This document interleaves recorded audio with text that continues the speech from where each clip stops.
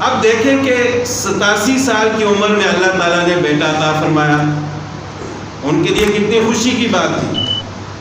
لیکن اس کے بعد ایک اور امتحان آ گیا. اب اللہ تعالیٰ کی طرف سے حکم آیا کہ اپنی بیوی اور بیٹے کو مکہ کی ویران وادی میں جا کر چھوڑا. بیوی بھی وہ کہ جو شہزادی ہے، بادشاہ کی بیٹی ہے، اور بیٹا بھی وہ کہ جو 87 سال کی عمر میں اللہ تعالیٰ نے ان کو عطا فرمایا. تو اس بیٹے کی کتنی محبت ہوگی حضرت ابراہیم علیہ السلام کے دل میں. لیکن خلیل اللہ تھے، اللہ تعالیٰ کے مقرب بندے تھے، اللہ تعالیٰ نے آزمانا تھا اور حکم فرما دیا کہ اپنی بیوی اور بیٹے کو مکہ کی ویران وادی میں جا کر چھوڑا. اور وہ وادی بھی ایسی کہ وادن غیر ذی زرع، وہاں درخت اور فصل تو دور کی بات ہے، گھاس بھی نہیں تھا. غیر ذی زرع. تو حضرت ابراہیم علیہ السلام نے اللہ تعالیٰ کے حکم سے اپنی بیوی حضرت حاجرہ علیہ السلام کو اور بیٹے حضرت اسماعیل علیہ السلام کو ساتھ لے کر گئے، اور مکہ کی ویران وادی جہاں آج آب زمزم کا کنواں موجود ہے، وہاں پر ایک ٹیلا تھا، اس پر ایک درخت تھا. اس درخت کے نیچے اس ٹیلے پر ان دونوں کو چھوڑا اور ایک مشکیزہ پانی کا اور ایک تھیلی کھجوروں کی ان کو دی اور واپس آ گئے. جب واپس آنے لگے تو حضرت حاجرہ علیہ السلام پیچھے آئیں اور پوچھنے لگی کہ یہاں ہمیں کس کے پاس چھوڑ کر جا رہے ہیں؟ نہ یہاں انسان ہے، انسان تو دور کی بات ہے، یہاں نہ پانی ہے، نہ کھانے کے لیے کچھ ہے، کوئی گھاس نہیں ہے، کوئی پھلدار درخت نہیں ہے. تو حضرت ابراہیم علیہ السلام خاموش ہو گئے. تو حضرت حاجرہ علیہ السلام سمجھ گئیں کہ یہ ان کی اپنی مرضی نہیں ہے. تو پھر پوچھا کہ کیا اللہ تعالیٰ نے آپ کو یہ حکم دیا ہے؟ حضرت ابراہیم علیہ السلام نے فرمایا کہ ہاں، میرے رب نے مجھے یہ حکم دیا ہے. تو حضرت حاجرہ علیہ السلام نے فرمایا کہ اگر آپ کے رب نے حکم دیا ہے تو پھر اللہ تعالیٰ ہمیں ضائع نہیں فرمائے. وہ ایسی عورتیں تھیں. تو جب حضرت ابراہیم علیہ السلام ان کو چھوڑ کر وہاں سے نکلے، تھوڑا سا دور آئے ایسی جگہ پر کہ جہاں سے پیچھے مڑ کے دیکھا تو بیوی اور بیٹا نظر نہیں آ رہے تھے، آنکھوں سے اوجھل ہو گئے. تو وہاں اس طرف مڑ کر، جس طرف آج خانہ کعبہ ہے، اس طرف مڑ کر کھڑے ہو کر اللہ تعالیٰ سے دعا فرمائی. اس دعا کا ذکر بھی قرآن پاک میں ہے. ربنا انی اسکنت من ذریتی بواد غیر ذی زرع.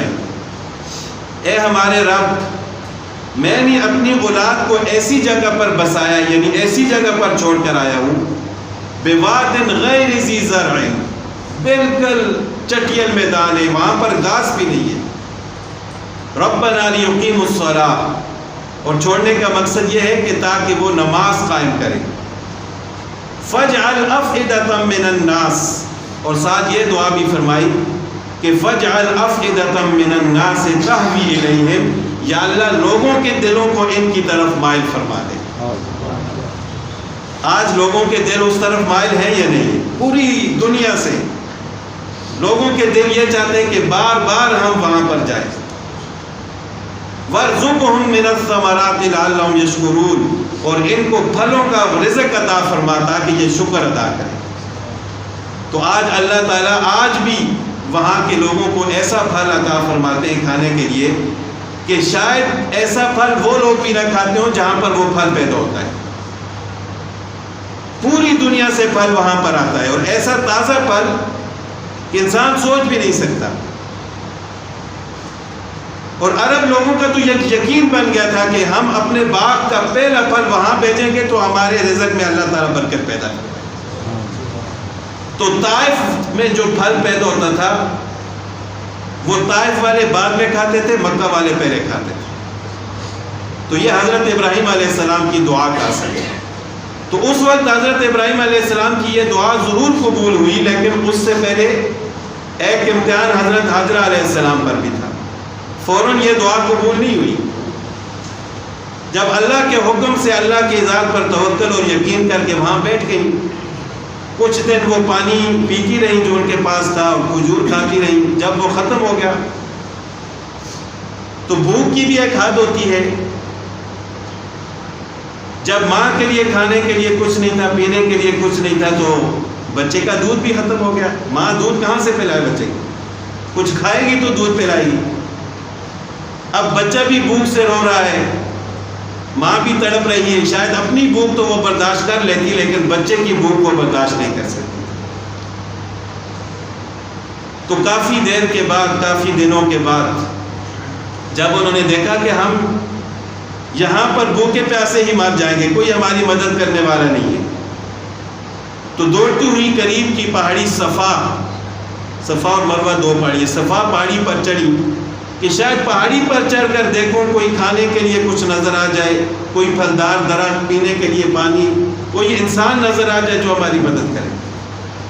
صفا پہاڑی پر چڑھ کر دیکھا تو کچھ بھی نہیں ہے، دور دور تک اسی طرح ویران وادی ہے. پھر بچے کی محبت میں پہاڑی سے اتر کر دوڑتی ہوئی اس بچے کے پاس آ گئی، لیکن پھر صبر نہ ہوا. پھر دوڑتی ہوئی دوسری طرف مروہ پہاڑی پر چڑھی کہ شاید اس طرف کوئی نظر آ جائے. اور یہ پہاڑیاں اتنی قریب بھی نہیں ہیں کہ 2 منٹ میں انسان دوڑ کر اوپر چلا جائے اور 2 منٹ میں نیچے آ جائے. بہت زیادہ فاصلہ ہے. جو لوگ حج اور عمرے کے لیے جاتے ہیں ان سے پوچھیں کہ ایک چکر جب بندہ لگاتا ہے تو سمجھ آ جاتی ہے. اور آج بھی پاؤں کو اسی طرح تکلیف ہوتی ہے جس طرح بندہ سمجھتے ہیں کہ یہاں پر پتھر ہے. تو حضرت حاجرہ علیہ السلام نے اس طرح 7 چکر لگائے، صفا پر، پھر مروہ پر، پھر دوڑ کر وادی میں آ جاتی، پھر صفا پر، پھر مروہ پر، اس طرح 7 چکر لگائے.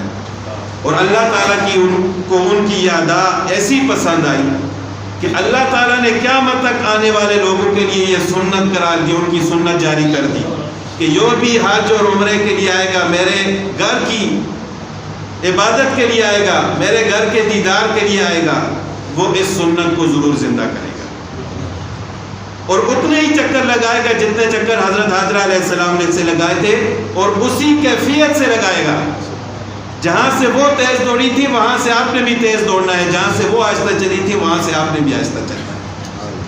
تو جو لوگ اللہ کی خاطر قربانی دیتے ہیں، اللہ تعالیٰ کی ذات بڑی قدردان ہے. اللہ تعالیٰ کسی کی محنت کو ضائع نہیں فرماتی. آخرت میں تو ان کے لیے اجر ہے ہی ہے، لیکن دنیا میں بھی اللہ تعالیٰ نے ان کو یہ انعام عطا فرمایا کہ قیامت تک آنے والے لوگ ان کی سنت پر عمل کریں.